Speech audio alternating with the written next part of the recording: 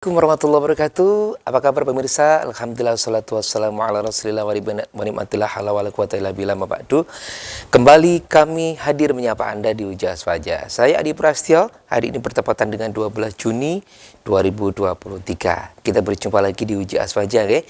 Dan tema kita kali ini berbeda seperti dari episode yang lalu. Kita temanya menyambut 10 hari pertama di bulan Dzulhijjah.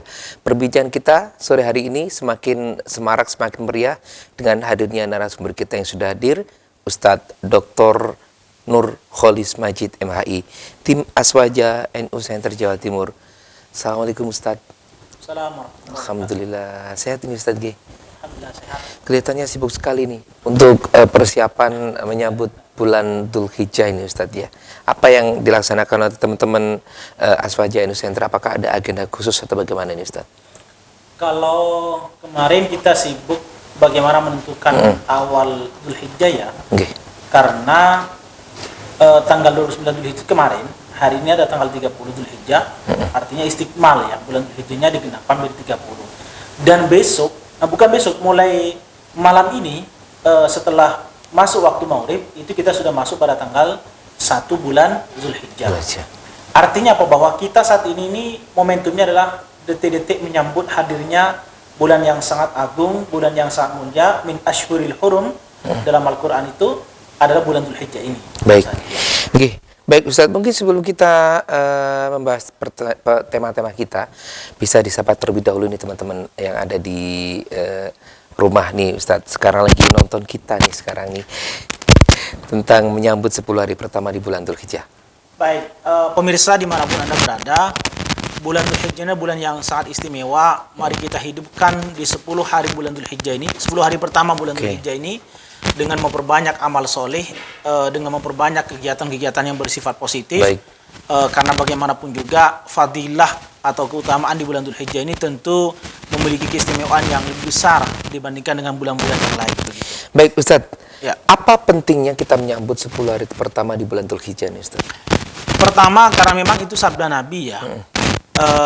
Nabi bersabda, "Ma min ayyamin al-amalu shahih fihinna ahabbu ilallah min hadhil ayyam." Tidak ada hari-hari di mana amal soleh di hari itu lebih dicintai menurut Allah daripada hari-hari yang lain. Daripada hari-hari ini, maksudnya hari itu atau hari 10 hari Dzulhijjah ini gitu ya. Tidak ada hari-hari yang lain jika beramal soleh di dalamnya lebih dicintai oleh Allah dibandingkan dengan 10 hari ini, yaitu Ashurul Dzulhijjah, 10 hari bulan Dzulhijjah ini. Maka dari itu, karena ittiba'an li sunnatin Nabi, kita mengikuti sunnah Nabi, maka kita hidupkan malam Dzulhijjah, malam-malam 10 hari pertama di bulan Dzulhijjah ini dalam rangka mendapatkan fadilah dan keutamaan. Itu satu. Yang kedua, bulan Dzulhijjah ini tentu bulan yang penuh dengan sejarah ya Mas Adi. Bulan yang penuh dengan sejarah dan keutamaan, keistimewaan. Ini terbukti banyak hal-hal yang tidak bisa masuk akal, tetapi di bulan Dzulhijjah itu kemudian dikabulkan oleh Allah. Doa-doa itu dikabulkan. Misalnya Nabi Zakaria yang tidak punya anak lama itu ternyata doanya itu dikabulkan di bulan Dzulhijjah dalam tafsir itu. Masya Allah. Ya. Kemudian banyak peristiwa-peristiwa penting yang menunjukkan betapa mulianya bulan Dzulhijjah ini dibandingkan dengan bulan-bulan yang lain ya. Beberapa peristiwa-peristiwa penting juga terjadi di bulan Dzulhijjah begitu. Baik. Berarti Ustaz, setelah semacam itu apa yang dapat kita lakukan untuk meningkatkan, memanfaatkan 10 hari pertama Dzulhijjah secara spiritual nih Ustaz? Ya pertama yang menghidupkan malamnya, Hiyaul Layali min Dzulhijjah ini. Yang kedua adalah mari kita tunjukkan ketakwaan kita dengan melalui berkorban. Ini kan ada amalan yang sangat spesifik di bulan Dzulhijjah, itu ibadah kurban yang tidak mungkin ada di bulan lain. Yang lain. Nah, ibadah kurban ini adalah ibadah di mana kita diperintahkan oleh untuk membuktikan kecintaan kita, loyalitas kita kepada Allah. Karena kita sudah diberikan rezeki oleh Allah, maka harus kita patuhi, harus kita penuhi perintah Allah berupa perintah untuk melaksanakan ibadah kurban, dan ini adalah bukti ketakwaan kita. Karena yang di dalam Al-Quran itu la yanalullahu luhumuha wala dima'uha walakin yanaluhu taqwa. Yang nyampe kepada Allah itu adalah kualitas takwa kita, bukan soal daging dan darah hewan kurban, bukan itu. Itu selesai lah, duniawi lah itu ya, kita bisa bagikan ke tetangga. Tetapi bagaimana seorang hamba itu betul-betul membuktikan kualitas takwanya di hadapan Allah dengan mengorbankan apa yang dia miliki, yaitu melaksanakan ibadah kurban. Harga sapi, unta dan kambing misalnya, harganya juga tentu tidak murah ya Mas Adi, apalagi di bulan-bulan seperti ini. Tapi itulah ujian dari Allah yang harus kita buktikan bahwa kita betul-betul bertakwa kepada Allah. Baik. Gitu. Semacam itu nih Ustaz. Nah, Ustaz lantas ini bulan Dzulhijjah ini ada yang menyebutkan bulan haji. Ya. Begitu Ustaz ya. Mengapa pelaksanaan haji berlangsung selama bulan Dzulhijjah dan apa sih Ustaz hubungannya dengan 10 hari pertama di bulan Dzulhijjah ini Ustaz? Ya, bulan haji itu sebenarnya tidak hanya bulan Dzulhijjah ya. Bulan Syawal, Dzulqa'dah itu bulan haji. Sehingga sehingga bagi orang yang melaksanakan ibadah haji itu ibadah haji dengan pola ifrad itu ya, itu bisa melaksanakan umrohnya di bulan haji ini sampai nanti, tetapi mohon maaf tidak bisa melepaskan baju ihramnya ya sampai nanti tiba pada saatnya untuk melaksanakan ibadah haji. Kan ibadah haji dengan pola ifrad itu, dengan model ifrad itu kan mendahulukan ibadah umrohnya daripada ibadah hajinya. Sehingga kita diperintahkan, tetapi mohon maaf, orang Indonesia seringkali tidak direkomendasi untuk ifrad karena itu memang betul-betul masyaqqah. Ya walaupun mungkin 1-2 ada ya, tapi yang direkomendasi untuk jamaah haji kita adalah tamattu ya. Mendahulukan umrohnya baru kemudian ibadah haji. Ustaz tadi juga sudah sampaikan pentingnya kita menyambut 10 hari pertama dan bagaimana cara meningkatkan ibadah secara spiritual dan sebagainya. Selanjutnya Ustaz, apa hikmah dan pelajaran yang dapat kita ambil dari 10 hari pertama ini Ustaz? Pertama, bagaimana sejarah perjuangan nabi-nabi terdahulu ya. Karena bulan Dzulhijjah ini erat kaitannya dengan kisah para nabi dahulu, terutama yang banyak disebutkan adalah kisah Nabi Adam, termasuk juga kisah Nabi Ibrahim alaihissalam beserta keluarga kan. Baik. Nah, Nabi Adam misalnya yang begitu beliau dalam tanda kutip mengkonsumsi buah khuldi dengan istrinya bernama Siti Hawa, kemudian oleh Allah diturunkan dari surga dalam tanda kutip, kemudian beliau kan berada pada jarak yang sangat jauh, yang sangat lama ya. Tidak ketemu, saling mencari dan saling merindukan. Ya wajar juga sepasang suami istri.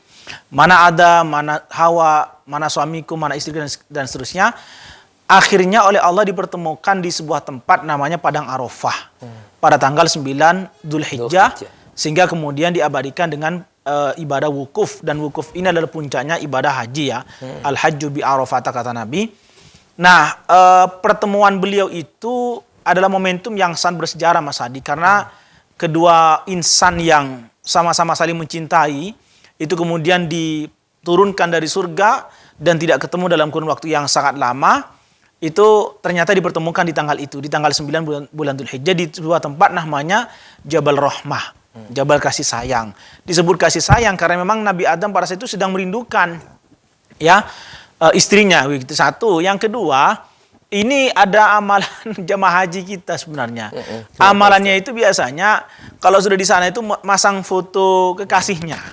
Oh, jadi ya ini sebenarnya tidak ada, perintah itu tidak ada. Tetapi masyarakat kita itu erat. Keyakinan-keyakinan semacam ini sugestinya ya kuat. sugestinya kuat gitu loh maksud saya. Harapannya ketika masang foto di situ apa Ustaz? Ya nanti ketika pulang ketemu dengan jodohnya. Oh, begitu. Ya, terutama bagi jamaah umroh, jamaah haji yang masih muda-muda itu kadang-kadang masang tuh foto di sana padahal itu tidak ada perintah. Ya.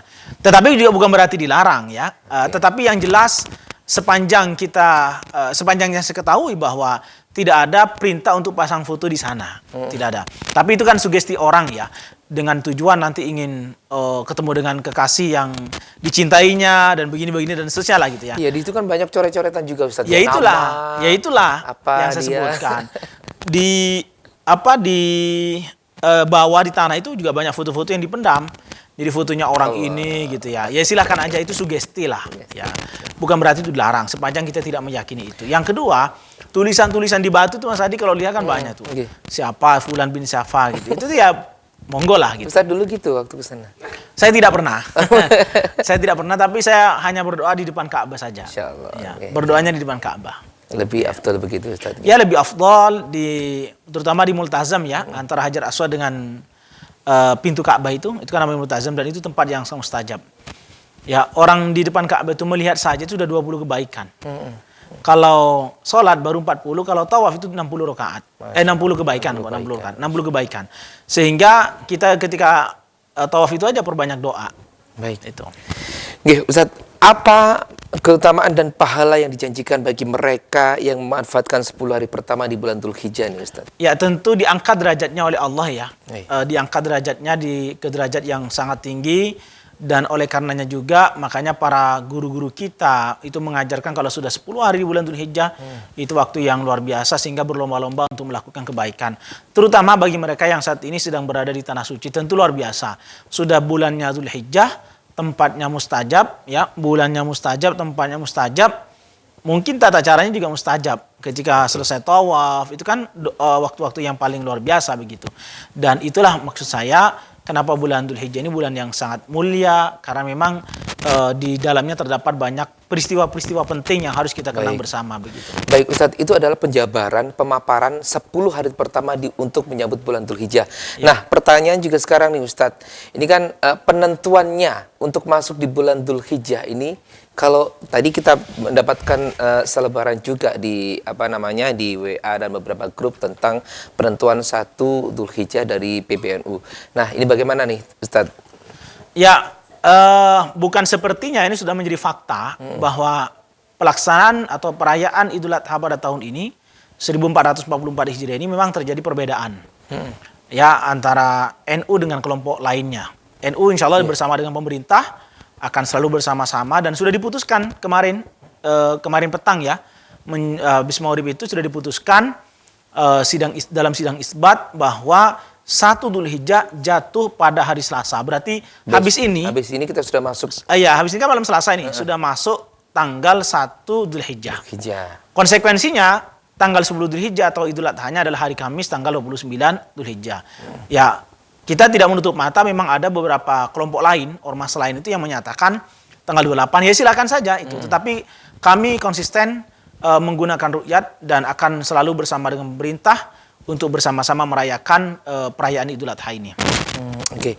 Ustadz, mengenai dari 10 hari pertama itu yang menurut kita ada perbedaan tadi Ustadz. Bagaimana tentang kita yang akan menjalankan ibadah-ibadah yang dianjurkan tadi Ustadz? Ada yang malamnya juga sama, nggak ada yang nggak sama, bagaimana? Ya, kita akan mendapatkan fadilah keutamaan bagi kita di saat kita meyakini misalnya ya tanggal 1 Dzulhijjah adalah hari Selasa, berarti ya nanti malam ini kita harus menghidupkan malam-malam Dzulhijjah begitu. Tapi bagi mereka yang menyatakan hari Senin, ya kan mereka menyatakan hari Senin tuh. Ya berarti tadi malam mereka menghidupkan. Kira-kira begitu ya Mas Adi. Ya silakan, itu keyakinan. Tetapi yang jelas kita tetap berkeyakinan tanggal 1 Dzulhijjah hari Selasa besok. Berarti malam ini habis maghrib sudah masuk hari Selasa, malam Selasa, berarti sudah masuk tanggal 1 dan kita diperintahkan oleh Allah untuk memperbanyak amal soleh di 10 hari pertama di bulan Dzulhijjah ini. Oke. Ya. Ustadz, dari tahun ke tahun kan ada perbedaan nih. Bagaimana cara kita menanggapi ini Ustadz sebagai warga Nahdien, terutama juga sebagai saya yang warga awam nih Ustadz yang belum tahu apa-apa nih. Kok berbeda terus ya? Apakah begini dan sebagainya Ustadz? Ya, karena memang kita masing-masing golongan itu merasa punya hak untuk menetapkan dan tidak sama. Sebenarnya bukan soal tidak samanya ya. Kita itu tidak pernah mempertentangkan antara hisab dengan ruqyat. Karena ruqyat dengan hisab ini satu paket. Ruqyat itu tidak mungkin bisa dilakukan tanpa hisab. Sekarang menghitung posisi bulan di mana? Kan harus pakai ilmu hisab atau ilmu falak, kita menyebut ilmu falak ya.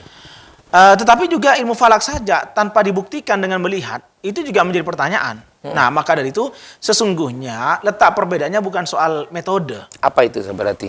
Persoalannya adalah bagaimana kemudian memaknai hilal itu seperti apa. Kalau kita memaknai hilal itu kan bulan sabit atau bahasa Quran kalau urjunil qadim, seperti tandan tua. Yang Mas Adi kalau tahu bentuknya celurit itu, nah itu namanya kalau urjunil qadim itu namanya hilal. Berarti bentuknya seperti itu. Bentuknya seperti itu. Itu sudah hilal ya Ustaz? Jadi ada istilah hilal, ada istilah qamar, ada istilah syahr, ada istilah badar. Ini panjang sekali ini. Apa nih Ustaz? Qamar, hilal, hilal. Ya, qamar, hilal, badar, syahr.